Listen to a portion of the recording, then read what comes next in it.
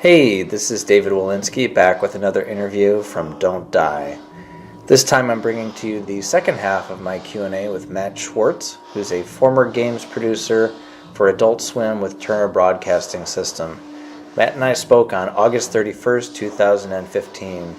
Just a quick reminder, if you like the work that I'm doing here, you can hop on over to NoDon'tDie.com where you'll see links to many more interviews that I've been doing over the last few years. You'll also see a link to my Patreon, where your support helps me continue on with this work. Thanks for listening, and now, here's Matt Schwartz. So, you were talking a little bit about you as a player, and I did want to ask about your observations about the audience. But I'm curious about you as a producer and working with however many developers you've worked on and the capacity that you worked with them. What typically did you find that they needed help with, or is that not understanding your role properly? Help with, maybe guidance on. Yeah, I think in general, my role as a producer for games of that scale was really just to help the team prioritize. Adult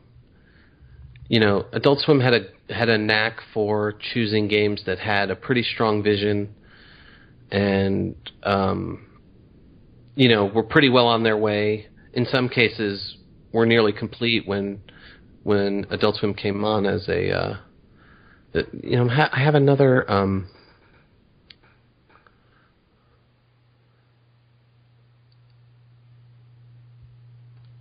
Sorry, there's another conversation happening in another window, and it keeps blooping, and it's very distracting. Do you hear it? It's okay.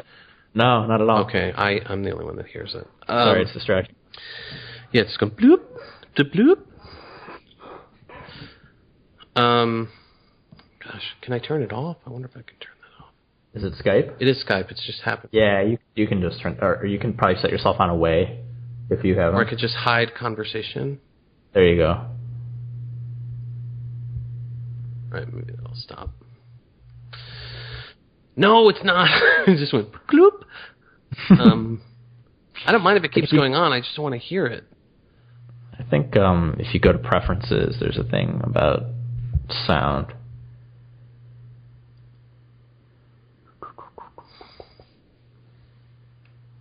Okay. No worries. At least I can hear you properly now. So. Yeah, that's good. Mm-hmm. It's a bonus. It's a definite bonus, dude. It's the highest bonus. Options. Audio settings. It's all going notifications.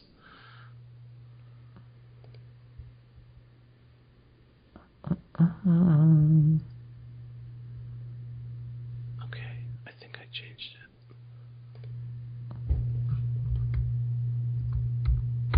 Okay, so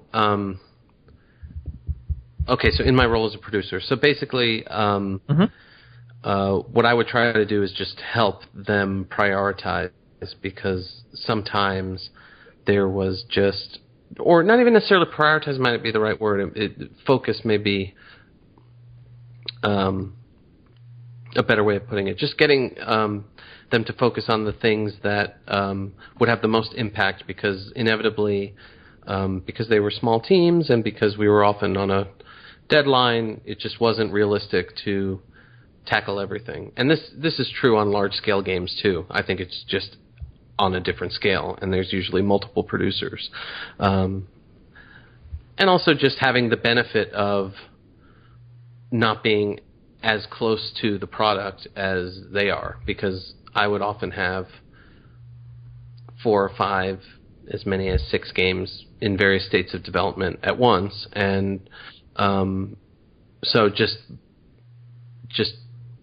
by the nature of the process, I was not thinking about only game X all the time the way the developers of game X were thinking about game X all the time. And, if you've ever worked on any kind of creative or any kind of project, really, I might not be getting the idiom right here, but, you stop seeing the forest for the trees. You're so completely you sort of lose perspective on it. And so, just being a kind of benevolent third party in a way, or just having a little more of a bird's eye view of it, and helping them just see where to focus their energies to get the most. To get, that there would sometimes be an obsessive need to fix a certain character's walk cycle or something. That's not a real. It's just an example of the kind of thing that you could become obsessed over, where you have maybe a system that's kind of broken over here that needs to be rebalanced, that has a much greater impact on the overall experience than whether or not, Robot X looks right when he walks out of, the frame or whatever, or his animation when he gets hit or whatever. That was kind of the way I saw my role. And also I would be involved to a different. The degree to which I was involved would be different depending on whether it was something that Adult Swim was just acting as the publisher on versus something that we were funding, or that we owned, the underlying IP. We would perhaps be a little more, not heavy-handed, but we might be, I can think of, like, for example, Volgar was a game that Adult Swim really just published. And I don't mean that but we didn't have creative oversight. We didn't have creative approval. We gave our thoughts. But I remember one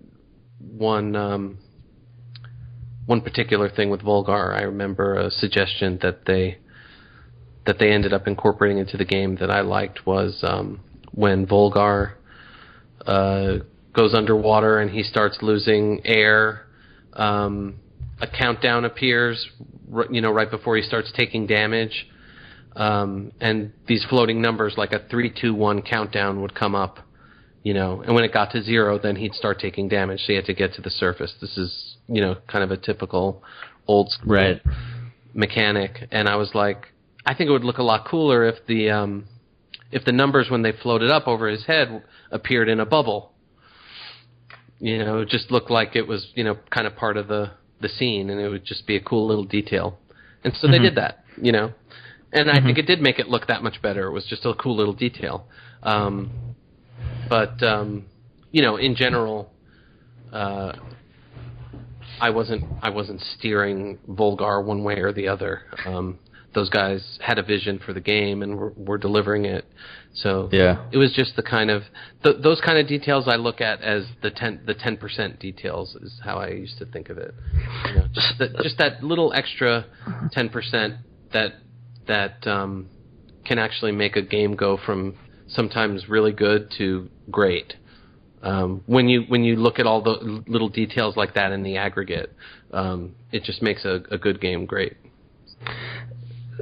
So I'm curious, something I haven't really talked too much about. I know you said you wanted to keep it positive, but I'm curious to hear your perspective. Like, certainly there's gamer entitlement, but something I don't really see talked about is like indie entitlement, which I think is just inherent to anyone who makes stuff creatively. Like I've seen increasingly on like NeoGAF or on Twitter, just various developers being kind of upset that their games aren't being reviewed, and they want to know why that is. The amount of attention a game is going to get is directly proportional to its sales. I mean, it's just the way it goes. It's a hard truth, but the smaller games don't sell as much, therefore they don't occupy the same amount of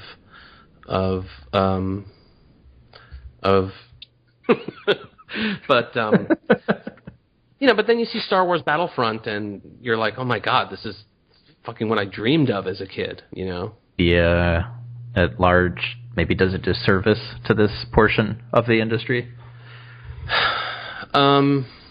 Like how they, could be more supportive, maybe. I think they could be more supportive, but at the same time, I have a feeling, and this is just a feeling, that the large outlets have probably at some point in time said, we should really devote more editorial to these indie games. Some of them are really interesting. Joe Beat Reporter, I'm going to put you on the indie beat for the next month, and just cover that stuff. And he went and did it, and he probably wrote some great pieces. And Call of Duty Preview 16 got 10 times the page views. And so you really have to kind of be tenacious about wanting to cover that kind of thing purely out of a desire to give coverage to that stuff. Because it's gonna be, it's simply not going to perform in the same way. And I think maybe that's where the various outlets, but the outlets are pressured from all sides as well. They need to drive clicks and page views and shares and all those things. And, the latest Battleborn trailer is going to get more play than what Edmund McMillan is up to today. And Edmund McMillan, by the way, is probably one of the bigger names in independent game development, or Vlambeer. But those guys are what you might call the tallest midgets. I mean, it's still a very small piece of the of the picture. And yeah, that's unfortunate. There was like indiegames.com. I don't know how active. I haven't gone to it in quite a while, but I think I saw they just posted an interview or something today, but I mean, it used to seem much more vital. Yeah. Well, I think that's also the sort of decentralization of, or is it centralization? I'm not sure. It's centralization. It's like you're talking about of the internet, or the web. Yeah, of the internet. I think it's just more centralized now. So you just see things pop up on your Twitter feed or in your Facebook feed, and the sites aren't the same. They're not the vehicle anymore. Right. Yeah. They're not the destination for sure. Yeah. So, I think I'm not gonna lay the blame on the media for their lack of coverage of independent games, because it's the same. Are you going to blame Entertainment Weekly for not covering indie film as much? I mean, it's just the way it goes. But you will find that the people who are into it are a very passionate bunch of people who, and I like reading about that stuff too. I mean, I discover, on TigSource or on NeoGAF, you find new weird stuff all the time. I wish there was a better resource for it, but I don't know, maybe some of the magic is that you kind of have to dig for it. If it was just all handed to you on a silver platter, maybe it wouldn't be quite as exciting. I mean, that's kind of been one of something I sort of try to struggle against with the internet in general is like, I feel like a lot of it tries to prune out like serendipity in our day-to-day use of it. And I think like just hearing you talk about like, you got to go to TigSource or whatever, like it kind of reminds me of like, when I would go to record stores or whatever, or even game stores and just thumb through the used stuff, because who knows what the hell. Right. Well, that's a good segue. That's why you need to go to Steam and click on the indie tab, every Monday or so and see what's come out, because it is incredible, to a fault, the amount of content that is now coming out on Steam. But like, so I mean, I just look to the stuff that's on your wish list sometimes. Yeah. Like, I don't know what your routine is, and I'm curious to hear, because I try to go on like every Friday and click around for like a half hour, but I almost how do you find stuff? I almost exclusively look at the indie and casual genres, just to see what comes out. I think also the way the algorithm works, and this speaks to your feeling of it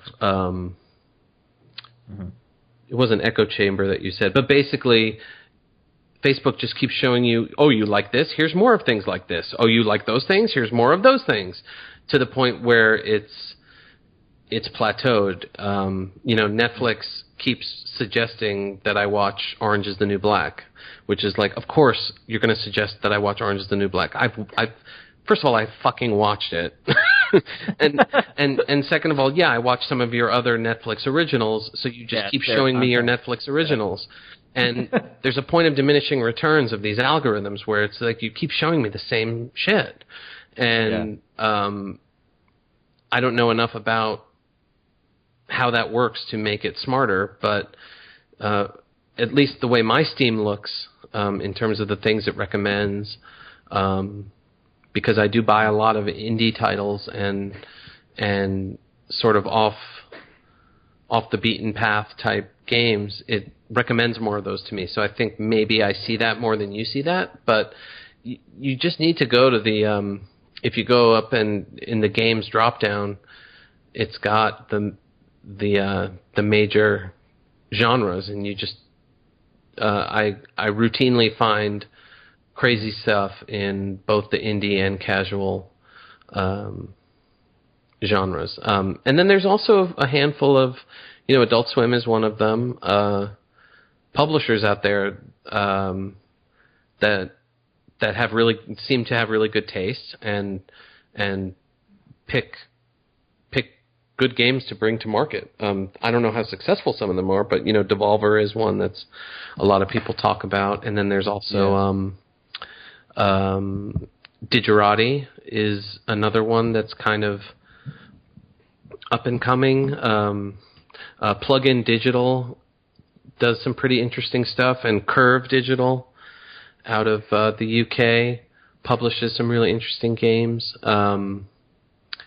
And once you find publishers like that, then you can start looking and seeing, well, what other games are they bringing out? And they probably won't all be to your taste, but they'll all be maybe a little bit different and more interesting. Here's one in indie right here, Super Cane Magic Zero. Yeah, I've never even heard of it. Yeah, it looks a little bit too Adventure Time for my taste, but it's got and it's early access, which don't even get me started on early access. But it doesn't look like any other game that I've seen recently, and I'm immediately interested. Right. So, you hear people talk about there's a real curation problem, which I guess can also extend to Steam. What's your feeling about that? I think it's different on every platform. There is a curation problem in the App Store. There's a curation problem on Steam. But I think the curation problem comes from the same source, which is we are living in an age of too much fucking stuff. and that's you can use that as a pull quote. When you just think about the sheer amount of content, and it's not just games. If you follow the TV and cable business, I think it was the president of FX was recently quoted as saying, we're hitting the threshold. I'm paraphrasing. I don't remember exactly what he said, but I remember that. We're basically hitting critical mass. There's whatever it was, some insane number, 3,000 scripted television shows in various states of development or production right now. He said there is simply too much television. Right, and the market is becoming not just saturated, but super saturated. If you couldn't even play. I counted. I think there were 26 games released on Steam today. So you probably couldn't even if you wanted to, which you wouldn't, because there's also the quality issue of putting out that much content. you simply can't play all of it. You can't play all of it. You can't watch all of it. I don't know who these bloggers and pop culture critics are out there who are talking about every major movie that comes out on the weekend, plus binge watching Netflix, and I mean, I start to wonder, what are you doing with your life? I mean, dude, I can barely stay on top of my Pocket queue, much less my Netflix queue and my email. Right.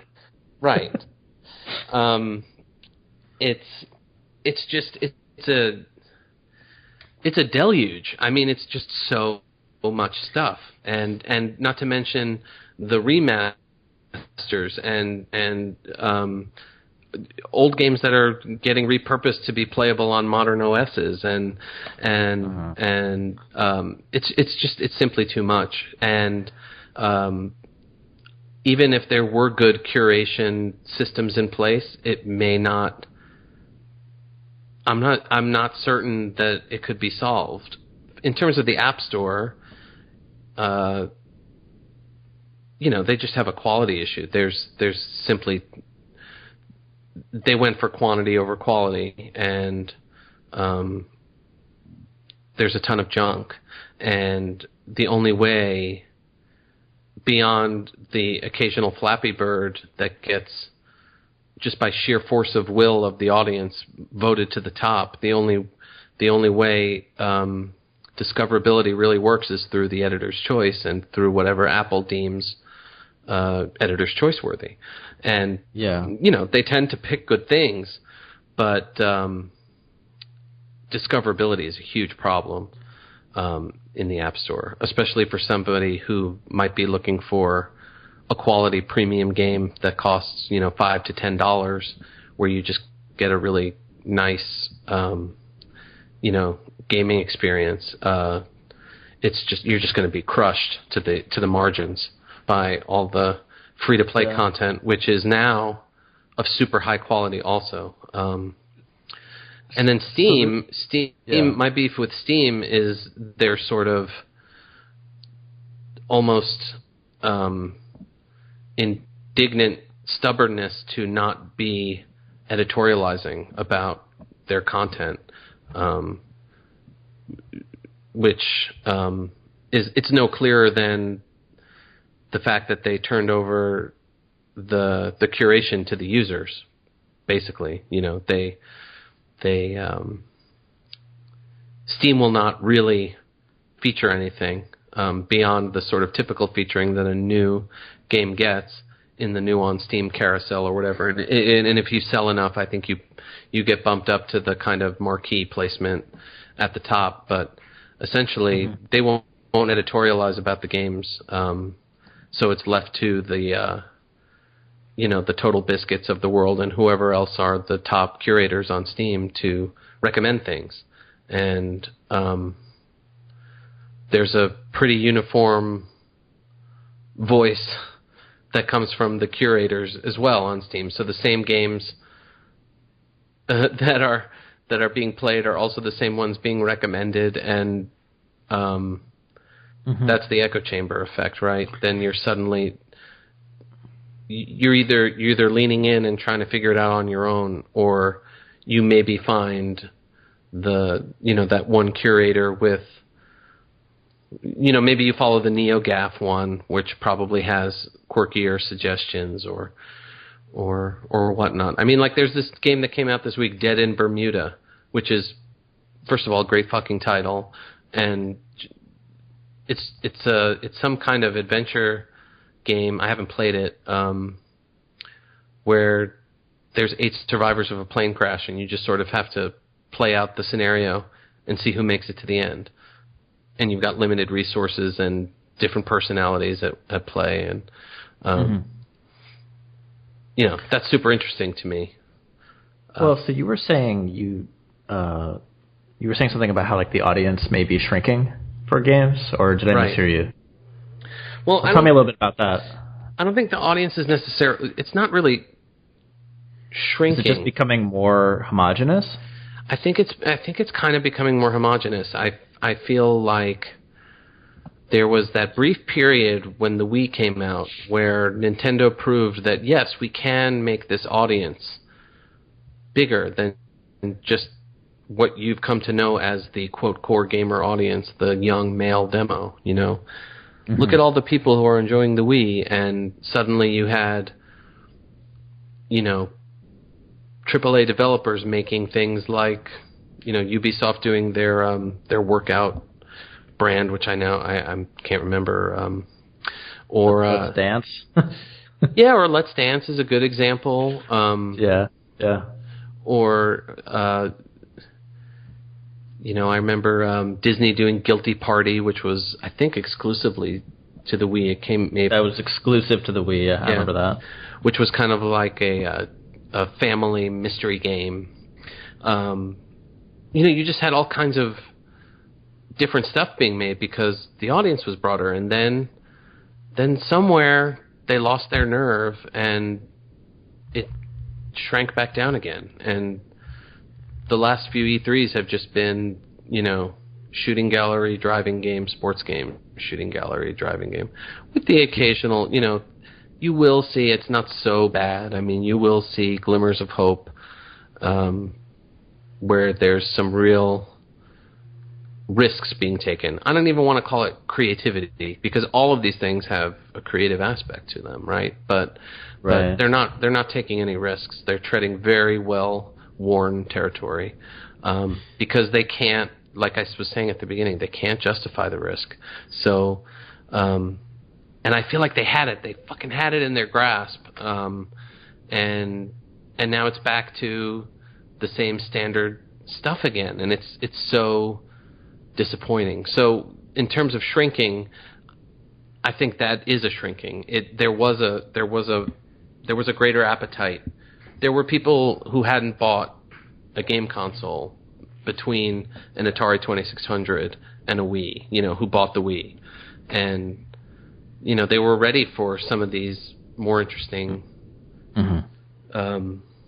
experiences, and I don't know what happened to them, but you know, the Wii U probably didn't help, and the Kinect probably didn't help, and there was like an economic collapse, you know. There was an economic collapse in 2008 that couldn't have helped. There was also the proliferation of the smartphone and people being able to get all kinds of different experiences right in the palm of their hand for fucking nothing.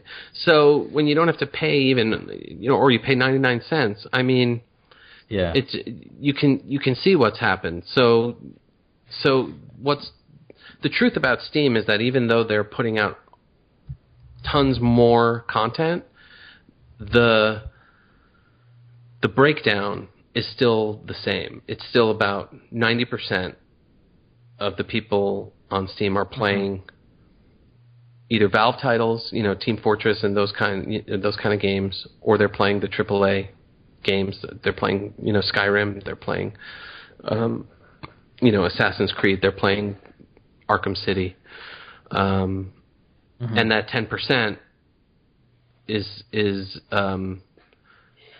you know, the indie sort of stuff still has that 10%.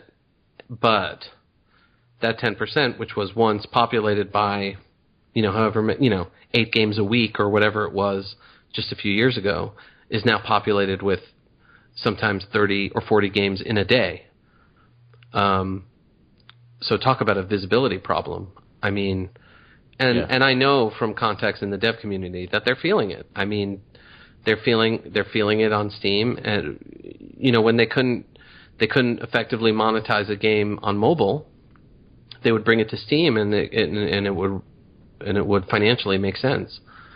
But now it's hard to even, you know, make the dollars work by bringing it to Steam and to mobile. So, you know, maybe it'll balance out again.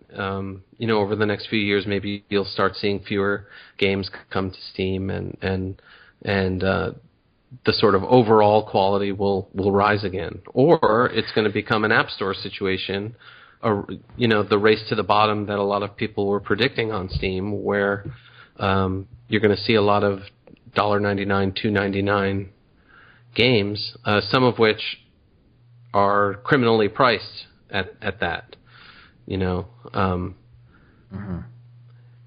you know, I think the only real developer that has really, or publisher that has really stood by a premium pricing model on mobile is Square Enix. You know, you still have to pay $20 to get Dragon Quest VIII, and you know what? You should pay $20 to play Dragon Quest VIII.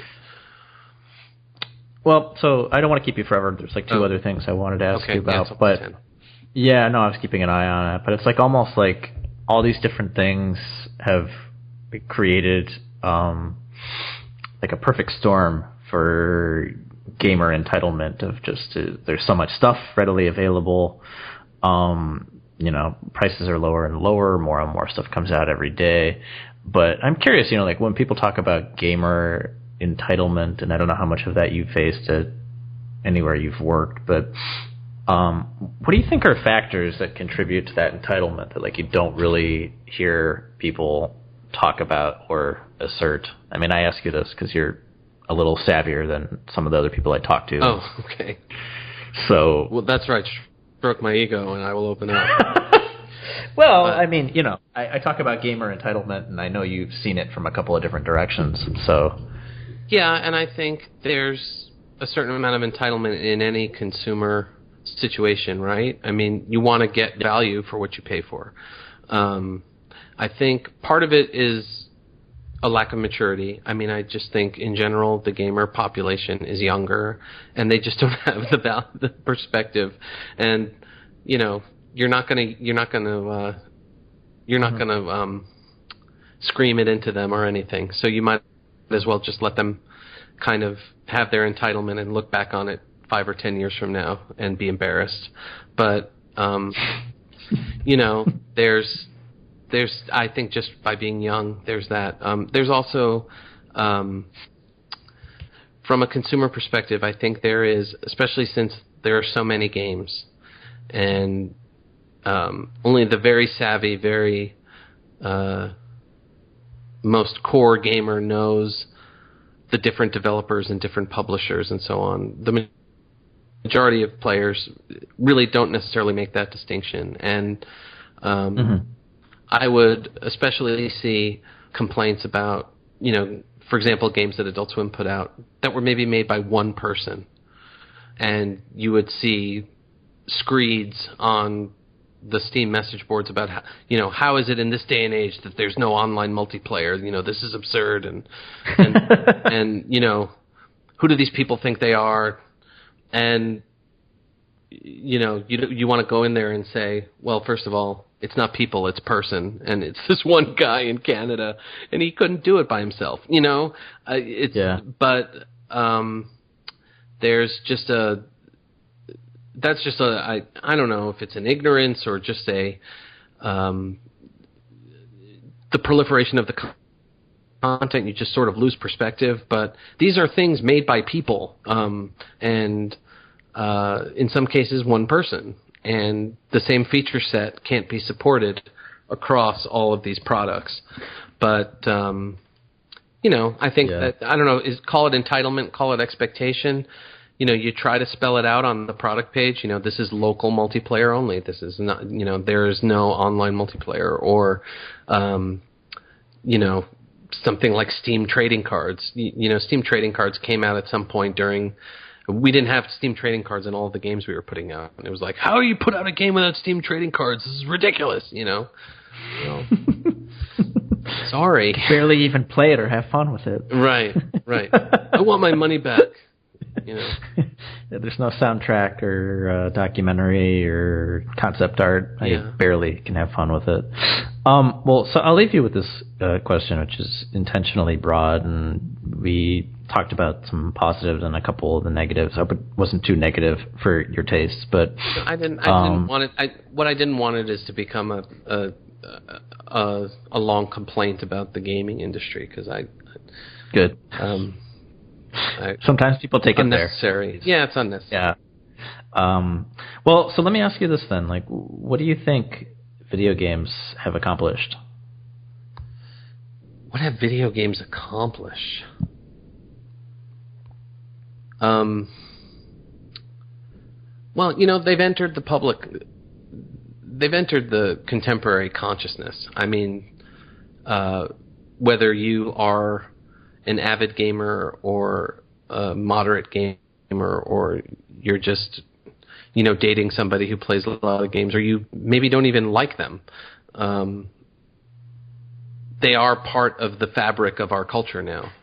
So, which you could say they were before, but they were more of an amusement. They were a novelty. In the golden age of arcades, they were a distraction and kind of a fun. They were more of an amusement park ride. For the 2 to 3 minutes that you played it, it was like a fun little distraction, and then you went back to your beer or whatever. But they've reached a level of complexity and of meaning that permeates the consciousness of Western society. I think that's interesting. I mean, there's points of reference with. Are you laughing at me? I mean, does it? No, I'm agreeing. I'm agreeing with you because it's poignant and profound, and usually people are apologizing for video games when I ask this question. So I'm moved by what you're saying. Oh, more than I'm not. I hope not to have go to the bathroom. But it's true. There are frames of reference now and it's generational. I'll remember, the Joust or Pac-Man sound effects from when I was a kid, and the generation today will remember sound effects from Minecraft or whatever. But there are cultural touchstones now that are associated with games, and whether that makes them as important as film or as comic books or great works of art, that's debatable. And honestly, I think it's beside the point. They're a fun and sometimes, pretty powerful entertainment medium, and so they're part of the conversation, and it'll only be more so, I think as these various forms of entertainment kind of they're always threatening to converge, and they never quite do. But eventually we will experience that sort of that cross-platform utopia that the marketers have promised us, and that'll be a real shift. But just the fact that you have parody videos of Mario Brothers and all these kinds of things that are out there, it just means that these things have resonance now for people. So cool. So I always ask this at the end, but I have a feeling you're not worrying about it. But how do you think that went? I think that went well. I hope I wasn't being too preachy. I don't want to be preachy. No, it's good. It's good. I mean, if anything, I think you were extremely diplomatic. I don't think you were really. I mean, I feel like sometimes just that sort of perspective gets lost. I mean, well, it's very easy to criticize AAA development and go, they just make the same shit over and over. And they do kind of make the same shit over and over, but you have to stop and think about why they're making the same shit over and over, because they're not dumb people. These aren't idiots. But they've got to take a lot of things into consideration that the sort of average IGN commenter isn't taking into consideration. Well, yeah, they got a business to run, right? Which doesn't make Battleborn any less depressing.